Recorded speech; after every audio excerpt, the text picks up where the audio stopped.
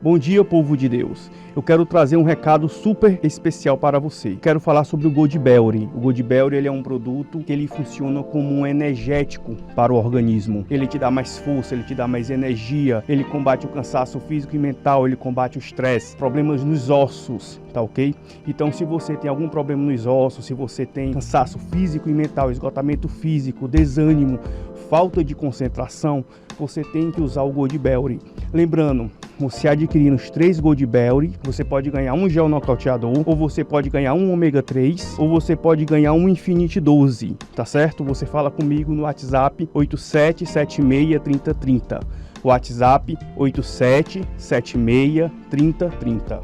Onde eu for a tua bênção seguirá, onde eu colocar as minhas mãos prosperará, a minha entrada e a minha saída bendita será, pois sobre mim há uma promessa. Levante as mãos e fale: prosperarei, transbordarei, os meus celeiros fartamente se encherão, a minha casa. Muito bom dia, povo de Deus, a graça e a paz do Senhor Jesus para você que está aqui comigo, mais uma edição do Manhã de Bênção.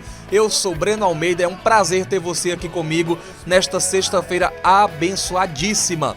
Olha, quero mandar um abraço todo especial, começando já no início da programação, para você que esteve ontem, quinta-feira, na sede Vila Peri, para você que esteve quarta-feira lá no Maracanaú, na nossa campanha. Foram cultos extraordinários, onde Deus falou poderosamente ao nosso coração. Fica aqui o meu cheiro todo especial para você. E eu quero também, no início dessa programação, te fazer um pedido muito especial.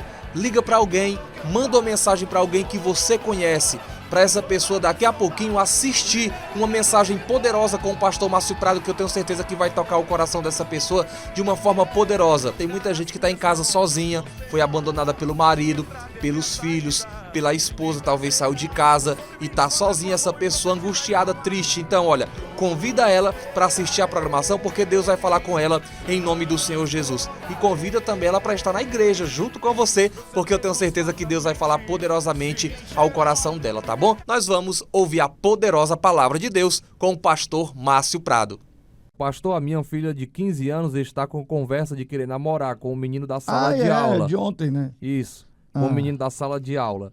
Meu esposo não aceita e eu estou tentando conversar com ela. Meu esposo diz que se pegar ela namorando, escondido, vai dar uma pisa nela. É um tiro no pé. É um grande tiro no pé.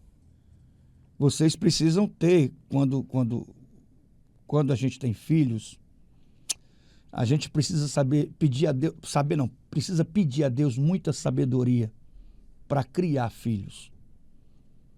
Sabedoria de Deus para criar os filhos. Respeitando cada fase, cada momento no desenvolvimento dessa criança. Na infância, um tratamento. Na pré-adolescência, uma outra maneira de tratar. Na adolescência, na juventude, na fase adulta, ok? Eu não posso tratar uma criança de 5 anos como se fosse um adolescente de 15. Ela não vai entender a linguagem, não vai receber bem. Então, para cada momento, existe uma fase, para cada fase existe um tratamento, existe uma estratégia. Ela tem 15 anos e na maioria das vezes, na grande maioria, os garotos e as garotas de 15 anos, nessa fase da adolescência, já começam a viver seus primeiros romances, suas primeiras paixões, com 15 anos. Não é, filho? Começou com 15 anos a namorar, meu filho? Hã? Por aí, eu acho. Por aí, né? Começou a dar as primeiras escapulidinhas, né? E tu também, Breno, com 15 anos começou a namorar, não? Acho que foi mais tarde um pouquinho. Eu acho que eu comecei com 13, 12, 13. Comecei precocemente. Porque os meus primos, o meu primo lá do Pirambu, lá da Leste-Oeste, ele era mais velho do que eu, 5 anos. E aí ele já namorava e eu queria ser igual a ele, né? Então ele namorava e eu queria namorar também. Eu comecei precoce, comecei com 12 anos a namorar. E olha que eu sou de uma geração muito antiga, né? Nós estamos falando aqui do tempo do Conga. Estou falando com você aqui do tempo do Quixute, no tempo do Crush, do Grapete. Falando aqui de coisa antiga. Com 13 anos, 14 anos na minha época, A turma já namorava, já tinha ali seus primeiros envolvimentos, seus primeiros namoros, primeiros romances, né? Então, não é para o casal, ai, tô assustado, meu Deus, que desespero, minha filha de 15 anos quer namorar. Caramba, não tem nada de anormal nisso. Ela está vivendo a sua adolescência, cheia de paixões, cheia de sonhos, de ilusões. E ela, se você disser assim, se eu pegar ela namorando, eu vou dar uma pisa nela e nós vamos proibir, trancar ela. Cara, isso é um tiro no pé. Essa questão de proibir é um tiro no pé. Você pode perder sua filha. Você pode perder o controle da situação. Você vai bater na sua filha e ela vai ficar magoada com você para o resto da vida. E essa amizade vai ficar abalada entre pai e filha. Essa amizade vai ficar abalada para o resto da vida. Eu nunca bati na minha filha. Nunca. Já bati nos homens. Os homens levaram as palmadas. Né? Cinturão usada não, né, filho? Cinturão usada também? Deixa pra lá. Deixa pra lá. Mas filha é diferente, cara. Filha é diferente. E a minha filha, quando a gente foi morar no apartamento, na pré-adolescência, o Israel me disse, ei pai, a Mariana estava lá por baixo no estacionamento, lá conversando com... Lembra aquele cabeludinho lá? Lembra, Israel? Aquele cabeludinho lá que tu disse, aquele menino aí não tá com nada, aquele menino aí não presta não. Eu digo, a Mariana está conversando, tá conversando com ele. Chamei ela para conversar no quarto, olhando nos olhos dela. Olhando nos olhos dela. Chamei ela para conversar. E ela chorou, conversou comigo, chorou, eu conversei com ela, orientei. Pedi a Deus sabedoria, amor, tranquilidade. E ali eu prometi até ela uma viagem que eu nunca dei. Usei de certas estratégias, né? Prometi até uma viagem que eu nunca dei, mas a conversa foi tão boa que eu consegui contornar a situação porque não era o momento. Ela era muito nova, não era o momento. Se você se afobar, for bater, proibir, isso é um tiro no pé. Você vai perder sua filha, ela pode se alvoroçar, ter uma atitude precoce. O ambiente em casa vai ficar insuportável, pesado, hostil, e sua filha pode fazer como muitas moças fazem. Casei para sair de casa. Você sabia disso? Você sabia disso, Breno? A convivência em casa é tão insuportável, o ambiente de casa é tão insuportável, que a menina com 16, 17 anos se casa para sair de casa. E às vezes a pessoa com quem ela se agarra ali para ser a válvula de escape dela, para ela sair daquela situação, é a pessoa errada. E por que a pessoa errada? Porque ela foi pressionada a essa decisão. Ela foi pressionada, sufocaram tanto, estrangularam tanto, que a vida dela dentro de casa ficou insuportável, a vida dela virou um inferno. Aí ela foge de casa, por falta de sabedoria do pai e da mãe. Porque ela podia ter tranquilidade de ter um namoradinho ali na adolescência, sendo bem orientada, dizer, filha, você vai namorar? Papai e mamãe vai permitir, mas que ele venha aqui em casa. Minha filha não vai, eu não vou proibir minha filha de namorar, não vou proibir. Minha filha tem liberdade. Só peço uma coisa para minha filha, seja honesta comigo, não me engane não, seja sincera comigo. Minha filha vai namorar? Traga o rapaz aqui em casa para a gente conhecer, que ele venha namorar em casa com você. Não precisa você estar se encontrando escondida com ele não, não precisa você fazer nada escondido não. Você vai orientando, você conversa, você é sincero. Você traz sua filha para ser sua aliada, ok? E ali ela vai namorar, um dia ela vai chegar, pai, não deu certo aquele menino não, aquele menino velho não prestava não quis ver ele não. Ela vai ter tranquilidade para fazer a escolha certa para ela, se apegar à pessoa certa, tá entendendo? E quando existe esse negócio do proibir, do estrangular, isso destrói tudo, isso acaba com tudo. E aí você pode estar sofrendo porque está com a filha de 16 anos, grávida, 17 anos grávida, de um sem futuro, porque nessa fase da vida, em que a menina tem 15 anos, 14 anos, 16 anos, a maioria delas, não toda, só se atrai para o menino sem futuro. Os piores da sala de aula, os piores do bairro são que elas se sentem atraídas, são os sem futuro. Quando elas têm mais mentalidade, elas começam a olhar para aquilo que serve, né? Então, assim, tem que ter muita sabedoria, honestidade, sinceridade e amor e calma. Calma, cara. Eu sei que pai tem aquele cuidado com filha, né? Filha mulher pra gente é, né? Poxa vida, você cria e protege e ama, para depois um marmão estar colocando as mãos em cima, mas é a vida. Tem que ter calma, para você não perder sua filha e não estragar tudo. Converse com seu marido. Ele precisa ser mais sábio. E tire dele essa raiva, essa coisa, vou dar uma pisa, Isso não funciona. Isso não. Garanto para você que isso não funciona. Tá bom? Um cheiro, um abraço, que Deus te abençoe. Fica na paz. A graça e a paz. Sejam todos bem-vindos. Amém? Quem está feliz? Olha aí para quem está ao seu lado e diga assim: que bom que você está aqui. Que bom que você veio. Amém? Evangelho segundo escreveu São Lucas. Evangelho de Lucas, no capítulo 15, a partir do versículo 11. Jesus continuou. Certo homem tinha 2 filhos, e o mais moço deles disse: Pai, dai-me a parte da herança que me pertence. E o pai repartiu os bens entre os 2.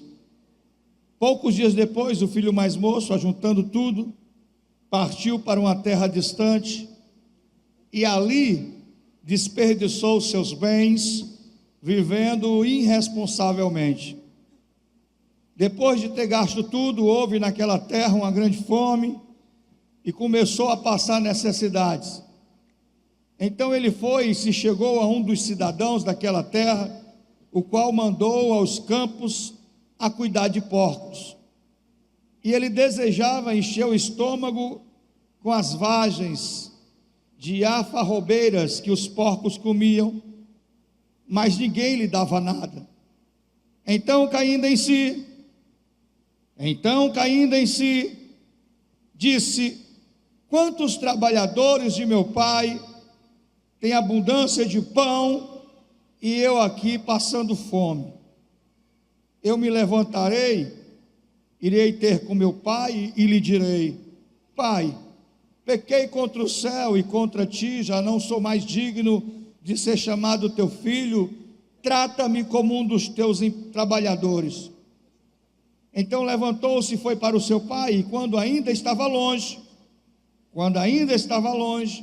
viu seu pai e se moveu de íntima compaixão, e correndo, o abraçou e o beijou. O filho lhe disse: Pai, pequei contra o céu e perante ti, já não sou digno de ser chamado teu filho. O pai, porém, disse aos seus servos: trazei depressa a melhor roupa, vestiu com ela, e pondo-lhe um anel na mão e sandália nos pés, trazei um bezerro gordo, matai-o, comamos, nos alegremos-nos, pois este meu filho estava morto e reviveu, tinha se perdido e foi achado, e começaram a festejar. O filho mais velho estava no campo. Quando voltou e chegou perto da casa, ouviu a música e as danças. Chamando um dos criados, perguntou-lhe o que era aquilo.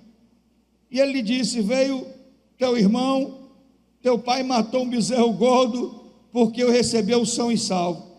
Mas ele se indignou e não queria entrar.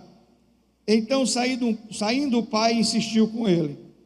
Ele, porém, respondeu ao seu pai: olha, eu sirvo-te há tantos anos, sem nunca desobedecer às tuas ordens, e nunca me deste um cabrito para alegrar-me com os meus amigos. Vindo, porém, este teu filho, que desperdiçou os teus bens com prostitutas, mandaste matar para ele um bezerro gordo. Respondeu-lhe o pai: filho, tu sempre estás comigo, e todas as minhas coisas são tuas. Todas as minhas coisas são tuas. Era, porém, justo alegrarmos-nos e festejarmos, porque este teu irmão estava morto e reviveu. Estava perdido e foi achado. Sente-se, por favor. Hoje, um domingo de... Olha para cá. Um domingo de comemoração. Hoje é o Dia dos Pais. E é um dia, para muitos um dia de muita alegria, para outros um dia triste, um dia de recordação, um dia de reflexão. Para muitos que têm o privilégio de ter seus pais ainda, e de poder fazer o que pode ser feito, olha para cá, e de poder dizer o que pode ser dito, e consertar o que ainda dá para consertar. Para muitos que ainda têm seus pais vivos, um dia de oportunidade para fazer diferente. Para outros não, apenas um dia de memórias. Para outros um dia de lembranças.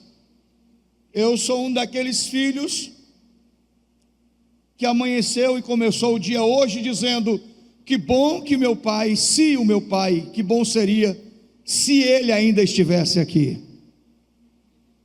Se ele pudesse ver hoje tudo o que Deus fez. Se ele pudesse participar hoje de colher todos os frutos e usufruir de tudo isso que Deus fez. Infelizmente meu pai não está mais aqui. E sempre essa relação entre pais e filhos, na grande maioria das vezes, salvando algumas raras exceções, sempre foi uma relação cheia de conflitos, uma relação de muitas crises, muitas decepções, tristezas, guerras, desilusões, mas uma relação muito intensa. Tem uma canção do Fábio Júnior que diz que ele fez para o pai dele, e nessa canção ele diz: o meu pai foi o meu herói e o meu bandido. Muitos de nós tivemos essa experiência. Não existe bom sem defeito. Não existem filhos perfeitos e muito menos pais perfeitos, e não existe família perfeita. Meu pai era um homem que tinha as qualidades e tinha defeitos. E eu vivi muitas crises com meu pai. Tive com ele muitas decepções e ele teve comigo. Tive com ele, alimentei durante muito tempo muitas mágoas. Carreguei durante muito tempo muitas feridas. Alguns relacionamentos, as situações se resolvem. Em certo momento da vida, pai e filho se reencontram e constroem novamente uma amizade muito mais forte. Outros se separam definitivamente. Pais e filhos que não se falam. Pelo contrário, que se detestam. E outros até se tornam inimigos. A própria palavra diz, no livro do profeta Malaquias, o Senhor, dizendo que vai mandar um profeta no final dos tempos, que tem como objetivo, missão, propósito, converter o coração dos pais aos filhos, e dos filhos aos pais, para que ele não venha e não fira a terra com maldição. Olha para cá. Porque essa intriga entre pai e filho é algo que desagrada o coração de Deus, que entristece o coração de Deus. Eu sei que existem muitos filhos que até hoje carregam sequelas. Aquele que deveria lhe amar, lhe proteger, aquele que deveria estar ao seu lado e nunca dar as costas, nunca lhe abandonar, foi aquele que mais lhe feriu. Aquele que para você era o seu ídolo, foi o que lhe decepcionou. Muitos filhos têm suas trajetórias mudadas por causa do erro dos seus pais. Erraram de tal modo que deixaram com seus erros a vida dos seus filhos prejudicada. Olha para cá, olha para mim. Aqui nessa igreja, nós temos uma moça que quando ela tinha 12 para 13 anos, ela foi abusada pelo próprio pai. É meio deselegante contar uma história dessa num dia como o de hoje, mas é necessário. Ela foi abusada pelo próprio pai, e por causa desse abuso, com 13 anos de idade, ela saiu de casa. E saiu de casa para trabalhar de doméstica e morar no trabalho, e sofrer muito, e passar por muita necessidade, passar por muita humilhação, e trabalhando como doméstica, estudando, ela conseguiu estudar, terminar o 2º grau, conseguiu uma faculdade. Na faculdade conheceu um moço que hoje é o esposo dela, e com ele ela tem 2 filhos. E um dia eu estava aqui pregando num domingo como esse, ela estava sentada por aí.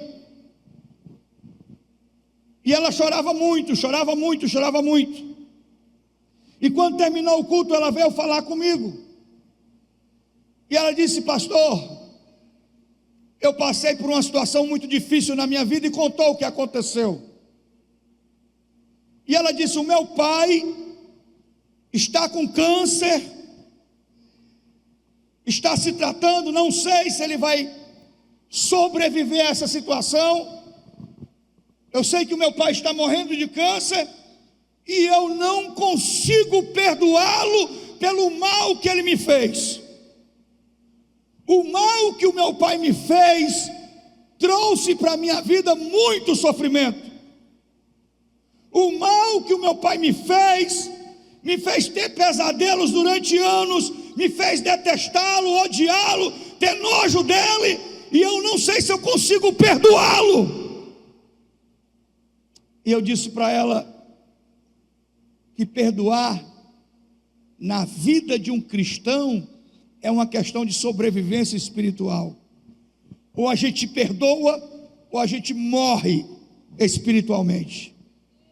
Será que é possível a gente perdoar alguém que nos fez tanto mal? E quando alguém que nos fez o mal foi justamente aquela pessoa que deveria nos amar e nos proteger, e é possível perdoar alguém assim? E eu sei que eu conversei com ela, passaram-se algumas semanas, alguns domingos depois, estava ela, o marido, as 2 crianças e um senhor. E esse senhor chorava muito. Chorava muito. E quando terminou o culto, ela subiu no altar, levando com ela esse senhor, e tanto chorava ela como chorava ele. E ela chegou para mim e disse: pastor, o senhor lembra de mim? Eu disse: lembro. Esse aqui é o meu pai, eu trouxe ele aqui para entregar a vida para Jesus. E ela cuidou do pai até o seu último suspiro de vida. E quando ele faleceu, ela disse: eu estou em paz, porque o meu pai faleceu e não ficou nenhuma situação mal resolvida entre nós. Quem tem poder para nos curar a esse ponto? Quem tem poder para transformar a nossa mente e o nosso coração nesse nível? Olha para cá, olha para mim. O meu pai, quando estava lúcido, eu nunca conheci um ser humano melhor do que ele. Quando estava sóbrio, eu nunca conheci uma pessoa melhor do que ele. Mas o meu pai, quando bebia, a bebida, o álcool, servia na vida dele como porta de entrada para demônios. O meu pai, quando ele bebia, parece que ele invocava todos os demônios para dentro da vida dele. Sua voz mudava. Sua voz era uma voz de tom tenebroso, distorcida. Se você batesse uma foto dele lúcido, você tinha um rosto de uma pessoa. Se você batesse a foto dele embriagado, era o rosto de uma outra pessoa, completamente possessa, visivelmente possessa. Meu pai bêbado era capaz das piores maldades, era capaz de fazer as coisas mais terríveis e mais diabólicas. Nunca conheci ninguém tão perverso, que espancava a esposa na frente dos filhos, que acordava os filhos com pancadas. Minha mãe colocava uma rede na porta do quarto, para que se ele invadisse o quarto, ele iria nos espancar, e ela ficava a noite inteira apanhando dele na porta do quarto. Eu sou mais velho, eu me lembro de situações das quais até hoje estão aqui. Cresci com raiva do meu pai. Eu dizia, quando eu crescer eu vou matar ele. Um dia eu vou crescer, e quando eu crescer, eu vou pegar meu pai, vou dar uma pisa nele e vou matar ele. Nunca fiz isso. Nunca tive coragem para fazer isso. Nunca tive natureza para fazer isso, de nem sequer levantar a mão para ele. Mas aí um dia, como a vida é cheia de surpresas e de imprevistos, um dia eu entreguei minha vida para Jesus, e parece que o Senhor tirou a venda dos meus olhos, e a minha capacidade de percepção foi transformada, e eu não via mais a vida, nem as pessoas, nem os problemas, do mesmo jeito que eu enxergava antes. E então eu entendi que o meu pai era uma pessoa aprisionada em cadeias malignas, e eu entendi o quanto o maligno trazia sofrimento para a vida dele e para toda a família. Ele era um homem preso, que não tinha capacidade de se libertar sozinho. Ele precisava de alguém para orar por ele.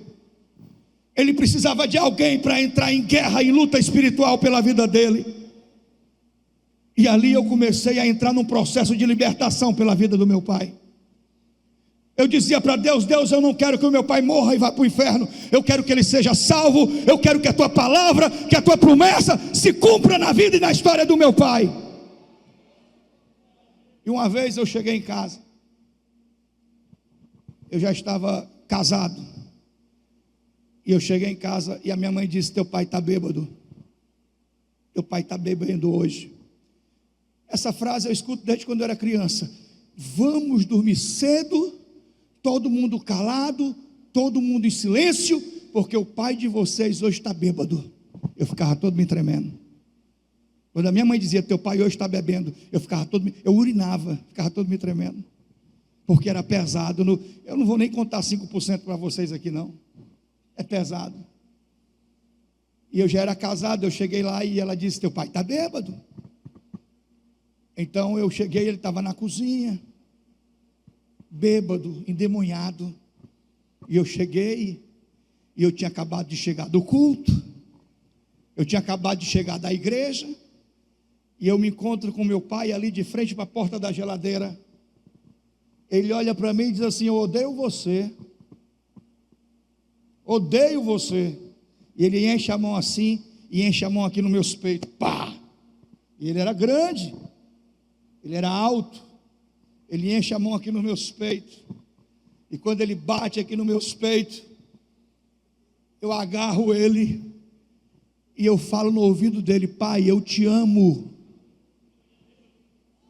Eu te amo. E eu digo assim, Satanás, deixa a vida do meu pai agora. Na mesma hora ele perde as forças, eu seguro ele. E eu levo ele para a cama e coloco ele na cama e ali ele dorme. Daquele dia em diante, nunca mais ele se manifestou. Nunca mais ele se manifestou. Você está me ouvindo? Quando eu era jovem que alguém dizia assim: Deus é pai. Eu dizia: pai? Essa palavra pai é difícil de ser aceita por alguém que teve um pai decepcionante. Deus é pai. Fica difícil para algumas pessoas assimilarem isso e entender que o Pai Celestial é diferente do nosso Pai biológico. Entender que o Pai eterno é um outro nível de Pai, é uma sublimitude, é um Pai excelente, é um Pai de amor, é um Pai que não erra, é um Pai que não falha. E quando você olha para essa parábola, olha para cá, nessa parábola você encontra aqui algumas verdades espirituais. A primeira revelação que você encontra aqui é a natureza de Deus como Pai. Natureza de Deus como Pai. Enquanto esse filho está na casa do Pai, na presença do Pai, não lhe falta nada. Não lhe falta nada, diga isso, na casa do Pai, mais forte, mais alto, na presença do Pai, não te falta nada. Fala de novo, na casa do Pai, na presença do Pai, não te falta nada.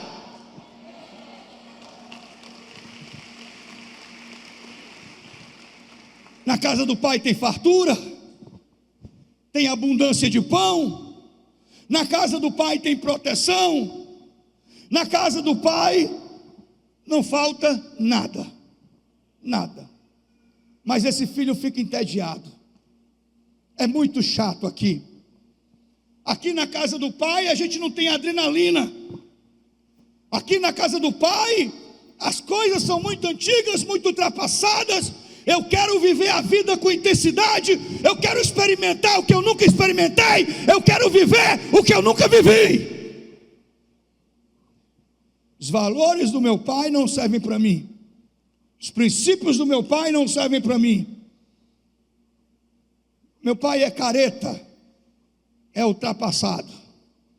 Eu quero uma vida cheia de aventuras, eu quero viver essa vida com grande intensidade e paixão. Então esse filho chega para o pai e diz: pai, eu quero a minha parte da herança. Ele diz: filho, eu ainda estou vivo, eu ainda não morri, mas eu quero que o senhor reparta os bens, e quero que o senhor me dê aquilo que me é de direito, porque eu não quero mais ficar aqui, é muito chato aqui, é muito entediante aqui, é muito monótono essa vida aqui, eu quero viver uma vida cheia de expectativa. E esse pai, ele não impede o filho de ir, ele não obriga o filho a ficar, ele respeita o seu direito de ser livre, ele respeita o seu direito de decidir, ele respeita o seu direito, olha para cá, ele respeita o seu direito de escolher, como Deus nos deu o livre-arbítrio. Você só ama a Deus se você quiser, você só crê em Deus e na sua palavra se você quiser, você só ora se você quiser, você só busca se você quiser, você só ama a Deus se você quiser.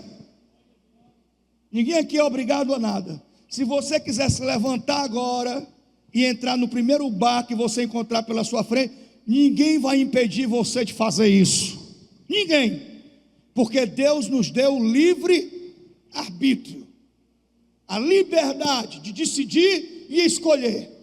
Eu posso escolher o caminho da bênção, eu posso escolher o caminho da maldição, eu posso decidir servir a Deus ou servir ao diabo, se eu quiser. Amém ou não amém? Qualquer um aqui, se quiser servir a Deus, serve. Se não quiser, Deus não vai obrigar você. Mas a partir do momento que Deus me deu o livre-arbítrio, Ele também me deu o direito de colher as consequências dos meus atos e das minhas decisões. Ele me deu o direito de ser responsável pelas escolhas que eu faço. Não adianta eu fazer escolhas erradas, tomar decisões erradas, e lá na frente dizer: Deus, por que o Senhor fez isso comigo? Deus não fez nada com você, foi você que escolheu, foi você que decidiu.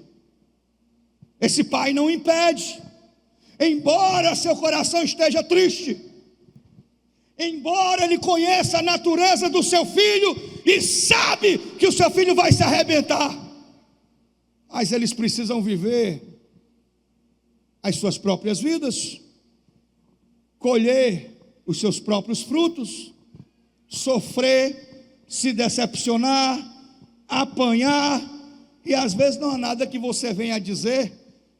Muitas vezes eles não vão ouvir você, eles vão fazer o que eles querem fazer. Você pode dizer: filha, eu já vivi esse filme, filha, eu já passei por essa situação, eu já sofri isso aí.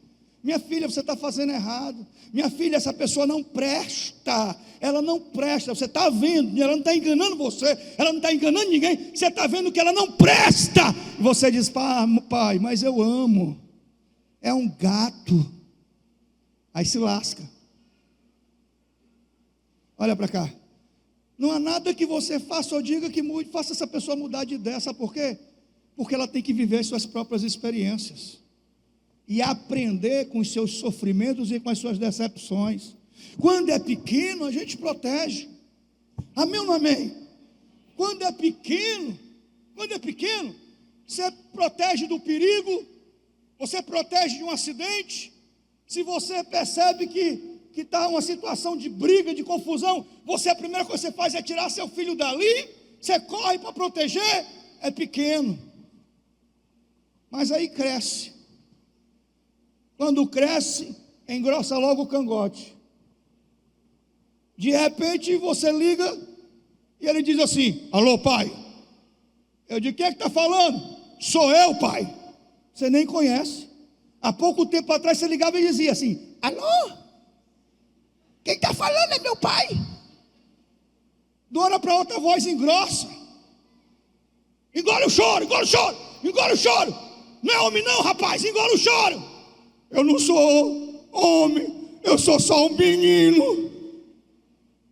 É ou não é?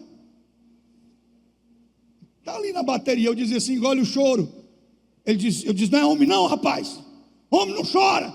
Ele dizia assim: eu não sou homem, eu sou só um menino.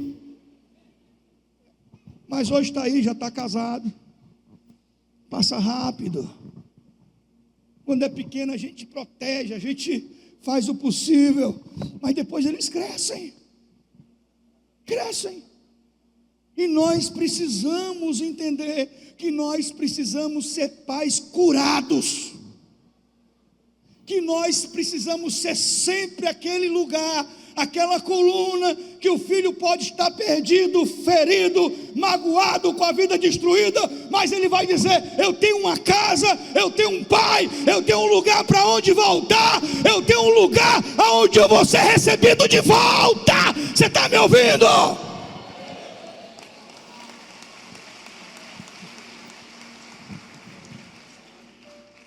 Eu estava no programa de TV essa semana e uma moça, uma senhora ligou dizendo: pastor, eu estou muito decepcionada com a minha filha.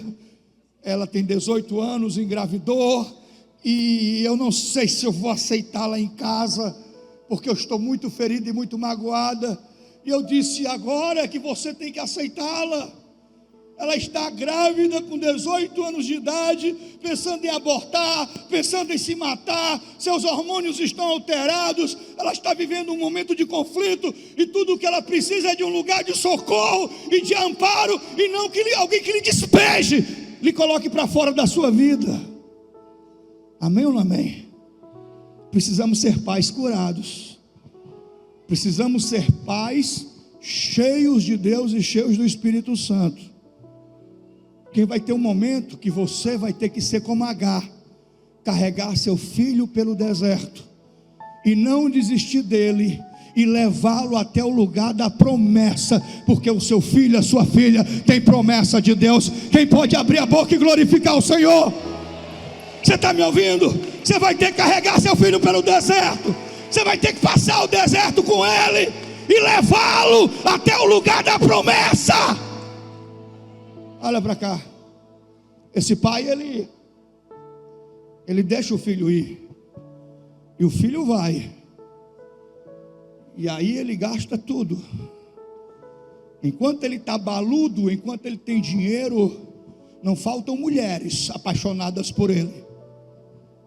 Não faltam mulheres apaixonadas por ele, enquanto ele tem dinheiro. Enquanto ele tem dinheiro, não faltam amigos, dando tapinha no ombro e dizendo: você é o cara. Enquanto ele tem dinheiro, não faltam pessoas ali bajurando e paparicando.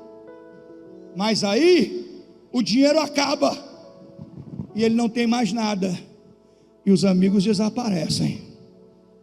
Ninguém é capaz de dar um prato de comida para ele, porque os amigos lá de fora são assim. Eles te oferecem uma cheirada, uma fileira de cocaína, eles te oferecem uma cachaçinha, tudo no diminutivo, tudo de um jeito carinhoso. É uma cachaçinha, é uma cervejinha, é só uma dosezinha, é só uma pitadinha no cigarrinho de maconha. Dá para você. Mas se você estiver em casa desempregado, com seus filhos morrendo de fome, nenhum deles vai lá na sua casa para deixar nada para você. Se você estiver num leito do IJF, nenhum deles vai lá para te socorrer. Eles desaparecem, eles evaporam. E se você estiver por baixo, se você estiver humilhado, desempregado, e você começar a ligar para os seus amigos: rapaz, fala com o teu patrão, eu sei fazer isso, leva um currículo meu lá para a tua empresa. Ele vai dizer assim, depois você mexe nesse celular, ele vai dizer assim: que cara chato, esse cara é muito chato. Eu tenho dinheiro, eu sou dono de empresa para arrumar emprego para ele. São os amigos. Então ele descobre que não tem ninguém. Ele descobre que nessa vida só vale quem tem. Está me ouvindo? Nesse mundão aí fora, nessa vida, só vale quem tem. Então ele consegue um emprego numa porcilga. E a coisa lá é tão ruim que ele deseja comer a ração dos porcos, morrendo de fome, e o patrão nem a ração dos porcos dá para ele. E ele cai em si, porque todo mundo aqui um dia tem que ter um choque de realidade.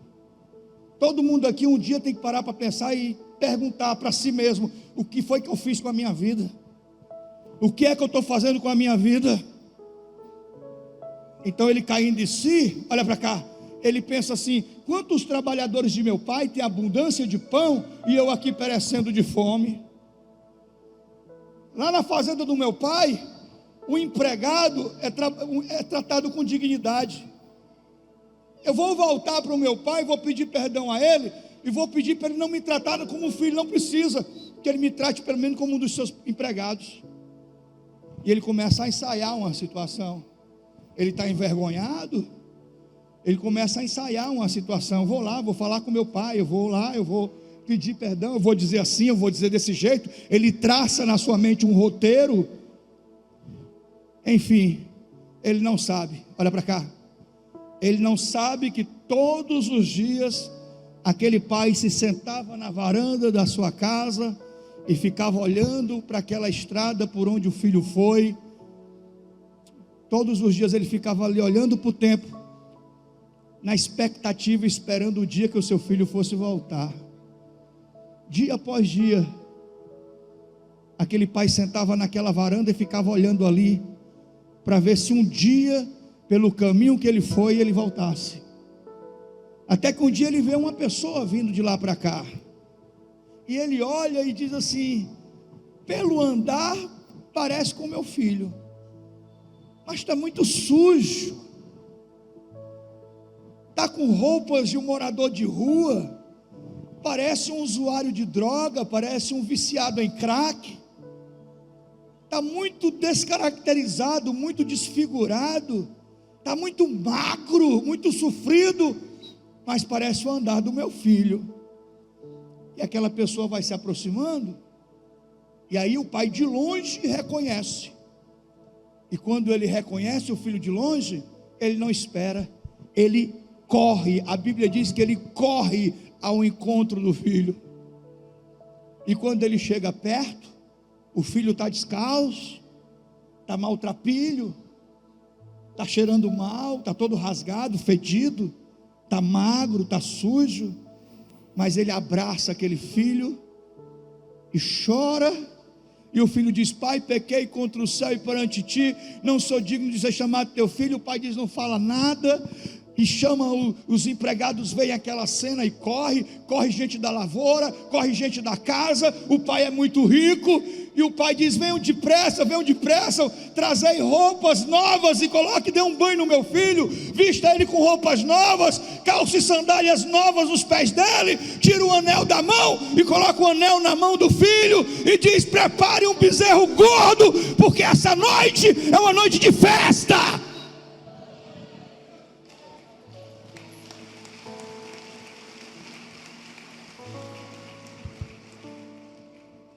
Diz aí: Deus ama você, irmão. Diga isso: Deus ama você. Você um dia pode ter dado as costas para Deus, Deus nunca deu as costas para você. Um dia você pode ter esquecido de Deus, Deus jamais esqueceu de você. Um dia você pode ter dito: nunca mais eu ponho os pés na igreja, nunca mais eu volto para o evangelho. Mas Deus jamais desistiu de você. É a natureza de Deus, sempre ali na expectativa, contando as horas, porque Ele sabe que um dia você vai voltar. Você está me ouvindo? O irmão mais velho chega e pergunta assim: que barulho é esse? E alguém diz assim: teu pai está fazendo uma festa grande, mandou matar um bezerro gordo.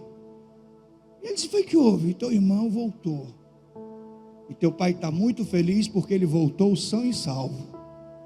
Voltou lascado, voltou sujo, descalço, fedendo, magro, mas voltou. E teu pai está dando uma festa. E ele fica furioso, indignado. Como é que pode? O pai sabe que ele está lá fora. O pai chega e diz: foi que houve, filho? Ô pai, sempre fui fiel a ti, sempre te servi, nunca sequer tu me deste um cabrito para eu comemorar com os meus amigos. E esse teu filho, é igual aquele marido que está com raiva da mulher e diz assim: ei, tu viu foi que o teu filho fez dessa vez? Tu viu foi que a tua filha aprontou? Como se ela tivesse feito a filha ou o filho sozinha.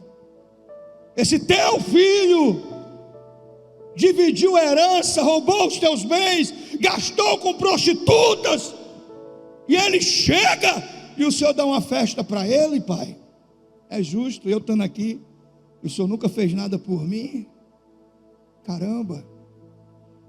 O pai disse: filho, tu sempre esteve aqui, todas as minhas coisas são tuas, todas as minhas coisas são tuas. Diga isso: toda dádiva, todo dom perfeito, tudo aquilo que pertence a Deus, a sua herança, tudo pertence a você. Todas as riquezas de Deus Ele quer derramar sobre a sua vida. Você está me ouvindo?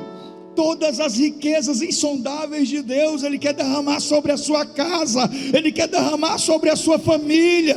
Tudo que pertence a Ele pertence a mim, é a minha herança. Ele é meu Pai, não há nada que Ele retenha de mim, não há bênção que Ele não queira me entregar, não há milagre que Ele não queira fazer, não há situação que Ele não queira mudar. Se tem alguém que quer mudar a sua vida, abençoar a sua vida, esse alguém é Deus.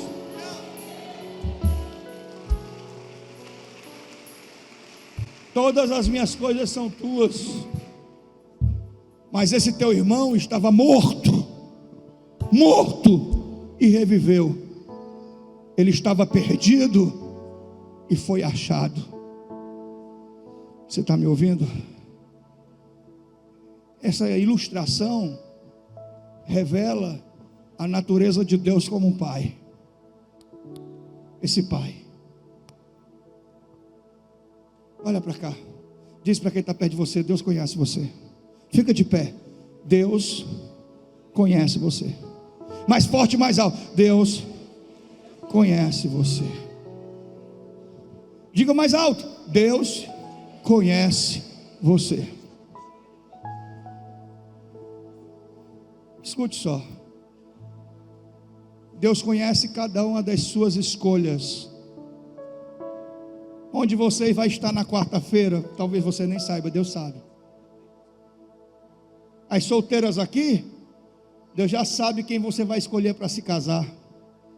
Deus já sabe quantos filhos você vai ter e até o nome que você vai dar para os seus filhos. Deus já sabe. Você está me ouvindo? Eu estava vendo uma mãe que perdeu um filho. E uma frase que essa mãe disse me tocou muito, que ela disse que quando uma mãe, ela não tem um filho, quando um filho nasce, ela nasce junto com ele. É como se ele já existisse em algum canto da vida dela e sempre esteve ali. E depois que ela tem esse filho, ela não imagina mais a vida dela sem esse filho. Parece que a vida dela começa ali, quando ela é mãe. Ela nasce junto. A vida dela começa ali. E ela não se vê mais sem aquele filho. E ela tem a sensação de que sempre ele existiu ali, em algum lugar escondido, que depois só foi liberado para nascer através dela. Mas parece que ele sempre existiu na vida dela. E essa é a sensação que eu tenho. Parece que os meus filhos sempre existiram na minha vida. Mesmo no meu passado, quando eu era jovem, quando eu era irresponsável, quando eu era inconsequente, parece que eles estavam guardados em algum lugar no coração de Deus. E a seu tempo Deus iria entregar cada um deles nas minhas mãos. Os filhos são a herança do Senhor. É o nosso maior patrimônio. É a nossa maior riqueza. Você está me ouvindo? Olha para cá, olha para mim. Olha para mim. Deus conhece a sua natureza. Olha para cá. Muito bem, povo de Deus, estamos de volta depois dessa palavra maravilhosa, a mensagem do céu, que eu tenho certeza que impactou poderosamente o teu coração nesta sexta-feira abençoada, encerrando mais uma semana poderosa e uma semana vitoriosa na presença de Deus. Quero desejar que você e sua família seja grandemente abençoado, que Deus prospere muito, grandes milagres, maravilha, portas abertas, cura, restauração venha sobre você e sobre toda a tua família, tá bom? Eu vou ficando por aqui, mais uma vez só fortalecendo aqui e ratificando o convite, tá bom?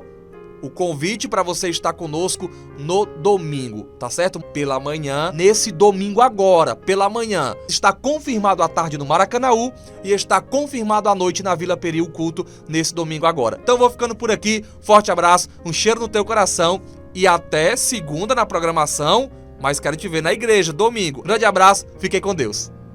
Onde eu for a tua bênção seguirá, onde eu colocar as minhas mãos prosperará a minha entrada e a... Bom dia, povo de Deus. Eu quero trazer um recado super especial para você. Quero falar sobre o Goldberry. O Goldberry, ele é um produto que ele funciona como um energético para o organismo. Ele te dá mais força, ele te dá mais energia, ele combate o cansaço físico e mental, ele combate o estresse, problemas nos ossos, tá ok? Então, se você tem algum problema nos ossos, se você tem cansaço físico e mental, esgotamento físico, desânimo, falta de concentração, você tem que usar o Goldberry. Lembrando, você adquirindo os 3 Goldberry, você pode ganhar um gel nocauteador, ou você pode ganhar um ômega 3, ou você pode ganhar um Infinity 12, tá certo? Você fala comigo no WhatsApp 87763030. WhatsApp 87763030.